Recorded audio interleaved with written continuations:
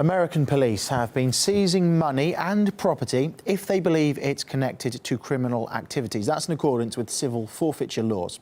However, according to a US media report, innocent people are often the unwary victim, forcing them to spend time and cash to get their belongings back. Igor Piskunov has the details.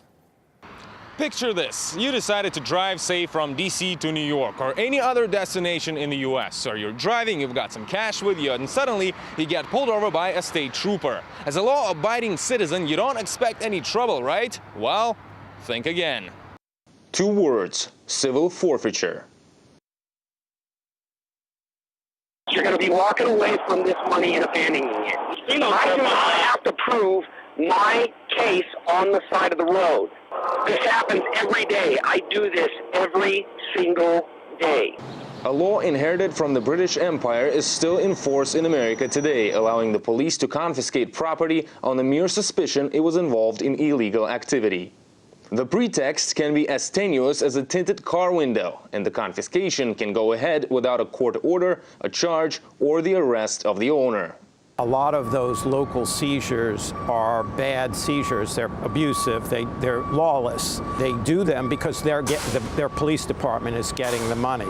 So it's kind of like, we call it a bounty hunter system. Many police departments have become dependent on these forfeiture funds for a large part of their budget. Since 9/11, which ushered in a new, more aggressive style of law enforcement with extra powers, police have made nearly 70,000 seizures. Back in 1984, the seizure funds took in around $94 million. Well, now it's believed to be more than $1 billion. Confiscations take place in most states, and the funds are distributed throughout the entire country. In every case, the police cite probable cause, but proving you're not a drug dealer can be tough. All money alerts positive. All money is tainted by some sort of drug, at least in the United States, or most of it is. So the fact that money allows a dog sniffing the money to alert positive for the presence of drugs is not significant.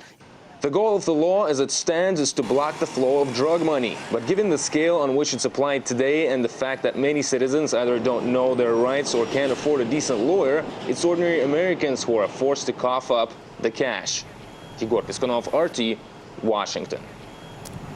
Well, according to a Washington Post report, the scale of these seizures is massive. Now, let's take a look at some of those numbers. Now, there have been over 61,000 police confiscations without search warrants on highways and elsewhere in the United States, and only about 17% of them were challenged in court, and only in about half of the cases was the money returned, and only a minority of those were resolved within a year.